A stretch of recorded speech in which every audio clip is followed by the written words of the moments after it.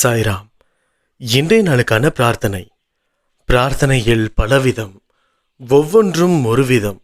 அந்த எல்லா விதமான பிரார்த்தனைகளையும் சேகரித்து நாம் அனைவரும் சாயப்பாவிடம் கொண்டு சேர்ப்பது மட்டும்தான் நம்முடைய ஒரு உன்னதமான வழி. இந்த வழியை நாம் அனைவரும் பின்பற்றி இந்த பிரார்த்தனைகளை எல்லாம் எல்லாவற்றிற்கும் செய்து கொடுக்கக்கூடிய மிக பெரிய விஷயங்களை செய்து கொடுக்க நம்முடைய சாயப்பா காற்றுக் கொண்டிருக்கிறார். இந்த காத்திருப்பிற்கு மிக பெரிய ஒரு பலனாக நாம் அனைவரும் பிரார்த்தனை செய்வதன் மூலம் சாயப்பா நம்முடைய பிரார்த்தனைகளை எல்லாம் கேட்டு மிக விரைவில் நடத்தி கொடுக்க தயாராக இருக்கிறார் என்பதில் எந்தவித சந்தேகமும் இல்லை. அந்த வழியில் இந்த பிரார்த்தனை இப்போது இல்லை என்றாலும் எப்போதாவது ஒரு நாள் நிச்சயமாக நடந்தே தீரும் என்ற கட்டாயத்தில் நாம் மனதை வைத்துக்கொண்டு இந்த பிரார்த்தனையை நாம் செய்ய தொடங்குவோம். இன்றைய நாளுக்கான பிரார்த்தனை என்னன்றதை பார்த்துடலாம்.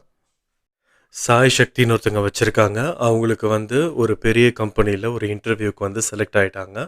ஸோ இந்த ஒரு இன்டர்வியூ இன்றைக்கி நடக்குதுன்னு சொல்லியிருக்காங்க. நிச்சயமாக இவங்களுக்கு எந்த விதமான கேள்விகள் அவங்க கேட்டாலுமே அதற்கு மிகவும் சாமர்த்தியமாக பதிலளித்து நிச்சயமாக அந்த ஒரு வேலையை இவங்களுக்கு சாயப்பா வாங்கி கொடுக்கணும்னு சொல்லி நம்ம சாயப்பா கிட்ட நிச்சயமாக வேண்டிக்கலாம். இவங்க ஏற்கனவே வேற ஒரு இடத்துல வேலை பார்த்துட்டு இருந்தாங்க. இப்போது கல்யாணம் ஆகி குழந்தை பிறந்ததுனால அங்கேருந்து ரிலீவ் ஆகி இப்போ இன்னொரு கம்பெனியில் போய் ஜாயின் பண்ணுறாங்க. நிச்சயமாக இவங்களுக்கு தேவையான எல்லா ஐஸ்வர்யங்களையும் வாழ்க்கையின் நிம்மதியையும் இவங்களுக்கு சாயப்பா கொடுக்கணும். அது மட்டும் இல்லாமல் இவங்க பிடிச்ச மாதிரி இருக்கக்கூடிய இந்த வேலையையும் சாயப்பா இவங்களுக்கு வாங்கி கொடுக்கணும்னு சொல்லி நம்ம எல்லாருமே இந்த இடத்துல சாயப்பா கிட்ட வேண்டிக்கலாம். அடுத்ததாக சூரிய பிரகாஷ், இவங்களுக்கு கல்யாணம் ஆகாமல் இருக்குது. கூடிய விரைவிலேயே இவங்களுக்கு ஏற்ற மாதிரி ஒரு மணப்பெண் சீக்கிரமாக கிடைச்சிருக்கணும். கிடைச்சி இந்த ஒரு கல்யாணம் ஊர் போற்றும்படி நடக்கணும்னு சொல்லி நம்ம எல்லாருமே வேண்டிக்கலாம் சாயப்பா கிட்ட. அடுத்ததாக சரோஜா, இவங்களுக்கு கல்யாணம் ஆயிடுச்சு. கல்யாணம் ஆகி ஒரு 4-5 வருஷம் ஆகுது. இவங்களுக்கு என்னென்னா வீட்டில் அந்த ஃபஸ்ட்டு ஒரு 4-5 வருஷம் நல்லா தான் போயிட்டு இருந்திருக்கு. பட் அதுக்கப்புறம் இவங்களுக்கு அந்த வரதட்சணை கொடுமை ரொம்ப ஜாஸ்தியாக நடந்திருக்கு. அதாவது இந்த கல்யாணம் பண்ணி கொடுக்கும்போது அந்த சீராது இதெல்லாம் எதுவுமே இவங்க வீட்டில் கம்மியாக பண்ணியிருக்கிறாங்க. பட் நம்ம அந்த வரதட்சணை அதெல்லாம் எதிர்பார்க்காத ஒரு குடும்பம், அதாவது நம்ம அன்பே சாய் குடும்பம். அப்படி இருக்கும்போது இவங்க எல்லாமே செஞ்சுருக்குறாங்க. இவங்க செஞ்சது பத்தலைன்னு சொல்லி இந்த சரோஜான்ற இந்த ஒரு சாய்ராம டெய்லியும் அந்த குடும்பத்தில் இருக்கவங்க ஒவ்வொருத்தங்களும் அவங்கள கஷ்டப்படுத்தி அடித்து துன்புறுத்திட்டுருக்குறாங்க. நிச்சயமாக மீதி இருக்கக்கூடிய வரதட்சணை உங்கள் குடும்பத்தில் சீக்கிரமாக கொடுக்க சொல்லு அப்படின்னு சொல்லி ரொம்ப ரொம்ப சித்திரவதை பண்ணிகிட்ருக்காங்க. ஸோ இந்த ஒரு சித்திரவதையில் தான் அவங்க விடுதலை பெறணும்னு சொல்லி அவங்க டிவோர்ஸ்க்கு அப்ளை பண்ணியிருக்காங்க. இவங்களுக்கு ஒரு குழந்தை இருக்காங்க. நிச்சயமாக இது சாயப்பாவுடைய வாக்கு, சாயப்பாவோட சித்தம் என்னவா இருக்குதோ அதற்கு ஏற்ற மாதிரியான விஷயம் இதற்காக நடக்கணும். ஏன்னா இந்த வரதட்சணை கொடுமைன்றத அந்த ஒரு விஷயம் பார்த்திங்கன்னா ரொம்ப ரொம்ப ஒரு கொடுமையான ஒரு விஷயம். அப்படி இருக்கும்போது அவங்க எத்தனை வழிகளை தாண்டி எத்தனை கஷ்டத்தை தாண்டி வந்திருந்தாங்கன்னா இந்த டிவோர்ஸ் வாங்கணுன்ற அந்த மனநிலைமைக்கு வந்திருப்பாங்க. அப்படி இருக்கும்போது பிடிச்ச கல்யாணம், வீட்டில் 2 குடும்பமும் சேர்ந்து நடத்தி வச்ச ஒரு கல்யாணம், அந்த கல்யாணத்துக்கு இப்படி ஒரு விஷயம், இந்த ஒரு முடிவு எடுக்கிறதுன்றது நிச்சயமாக அவங்கள பொறுத்த வரைக்கும் இது நியாயமான ஒரு விஷயம்தான். ஏன்னா யாராக இருந்தாலுமே யாருக்கிட்டையும் அடி வாங்க வேண்டிய அவசியம் கிடையாது. அப்படி இருக்கும்போது இந்த ஒரு டவுரி ப்ராப்ளம்னால இவங்களுக்கு இந்த மாதிரியான ஒரு விஷயம் நடக்கிறது ஏற்றுக்கக்கூடாத ஒரு விஷயம். அப்படி இருக்கும்போது அதற்கு எந்த மாதிரியான வழியை சாயப்பா வகுத்து கொடுக்கணுமோ அந்த வழியை கூடிய விரைவில் உங்களுக்கு வகுத்து கொடுக்கணும்னு சொல்லி நம்ம சாயப்பா கிட்ட வேண்டிக்கலாம். எந்த விதமான கஷ்டங்கள் இருந்தாலும் அதற்கு எந்த விதமான ஒரு சேலஞ்சான கிரிட்டிக்கலான சிச்சுவேஷன் இவங்களுக்கு வந்தாலும் அது எல்லாமே சாயப்பா அவங்க கூட இருந்து கைடாக இருந்து எல்லா விஷயங்கள்லேருந்து உங்கள் வெளியில் வர்றதுக்கு சாயப்பா உதவி பண்ணணும்னு சொல்லி நம்ம எல்லாருமே பிரார்த்தனை பண்ணிக்கலாம். நிச்சயமாக இவங்களை துன்புறுத்தின அந்த ஒவ்வொருத்தங்களுக்கும் சாயப்பா எந்த விதத்தில் பதில் கூறணுமோ அந்த விதத்தில் பதில் கூறுவாங்க. நம்ம யாருக்கும் சாபம் கொடுக்கவோ இல்லை அவங்கள நினச்சி திட்டவோ எதுவுமே தேவையில்லை. சாயப்பா நிச்சயமாக எல்லா விஷயத்தையும் பார்த்துட்டு தான் இருக்கிறாரு. அப்படி இருக்கும்போது, அவங்கவங்களோட மனசுக்கு ஏற்ற மாதிரியான விஷயங்கள் உண்மையா இருக்கிறாங்களா? உண்மையா தான் பண்றாங்களான்றது எல்லாத்துக்குமே தெரியும். அந்த மனசு அறிஞ்சு, கடவுள அறிஞ்சு நம்ம ஒவ்வொரு விஷயம் பண்றோம். அவங்களும் அப்படிதான் பண்றாங்கன்னு நம்ம நம்புறோம். அப்படி இருக்கும்போது அதற்கான பதில் என்னவோ அது சாயப்பா நிச்சயமா குடுப்பார்.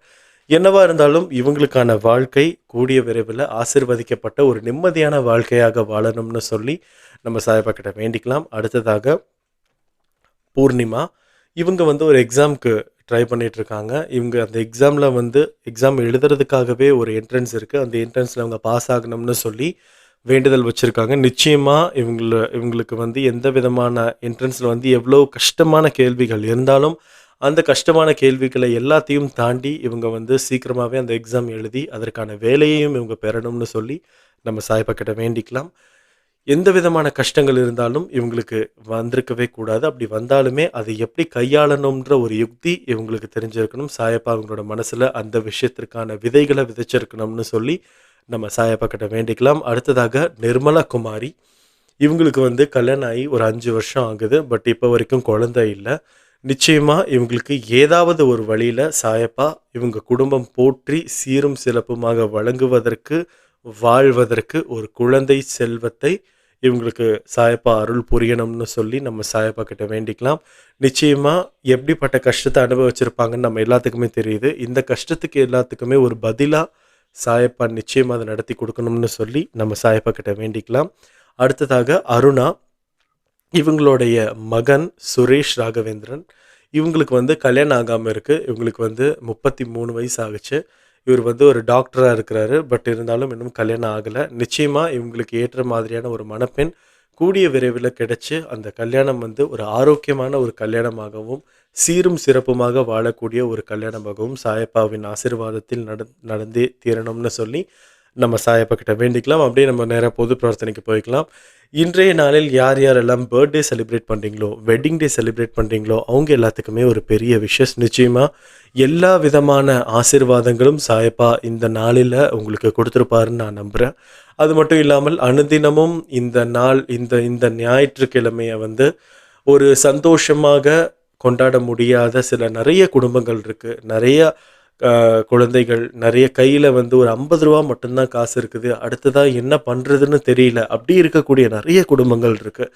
அந்த எல்லா குடும்பத்துக்காகவும் நம்ம ஒரு வேண்டுதலை வச்சுக்கலாம். நிச்சயமாக அந்த நம்பிக்கை இழந்து போய் இருக்கக்கூடிய அந்த குடும்பத்திற்கு அச்சாணியாக சாயப்பா இருந்து அந்த நம்பிக்கையை மறுபடியும் வர வைப்பதற்கான அற்புதத்தை சாயப்பா நடத்தி கொடுக்கணும்னு சொல்லி நம்ம சாயப்பா கிட்ட வேண்டிக்கலாம். ஏன்னா இது ஒரு கிறிஸ்மஸ் டைம், ஒரு நியூ இயர் டைம், அந்த ஒரு பொங்கல் வரைக்குமே தொழில் பண்ணக்கூடிய ஒவ்வொருத்தங்களுக்கும் எல்லா விதமான கஷ்டங்களும் இருக்கும். வேலை செய்கிறவங்களுக்கும் கஷ்டம் இருக்குது. பட் இருந்தாலும் தொழில் செய்பவர்களுக்கு சுத்தமாக நஷ்டத்தில் போகிறதுக்கான வாய்ப்பு கூட இருக்குது. பட் இருந்தாலும் அதை எல்லாத்தையும் தாண்டி வருவதற்கு சாயப்பா ஒரு வலிமையை நம்ம எல்லாருக்குமே கொடுக்கணும்னு சொல்லி நம்ம சாயப்பா கிட்ட வேண்டிக்கலாம். இன்றைய நாளில் யார் யாரெல்லாம் உடல் ரீதியாக நிறைய கஷ்டங்களை அனுபவிச்சிட்ருக்காங்களோ அவங்க எல்லாத்துக்காகவும் ஒரு கூட்டு பிரார்த்தனை வச்சுக்கலாம். நிச்சயமாக அந்த உடல் பிரச்சனை எதுவாக இருந்தாலும், எப்படிப்பட்ட ஆப்ரேஷன் நடக்கணும்னு சொன்னாலும் நிச்சயமாக அந்த ஆப்ரேஷன் சக்ஸஸ்ஃபுல்லாக நடந்திருக்கணும். சிலதெல்லாம் ஆப்ரேஷன் நடக்காமல் அதற்கு முன்னாடி மாத்திரையிலே குணப்படுத்திடலான்னு இருந்துச்சுனாலும் நிச்சயமாக மாத்திரையிலே குணப்படுத்தி கொடுக்கணும்னு சொல்லி நம்ம சாயப்பா கிட்ட வேண்டிக்கலாம்.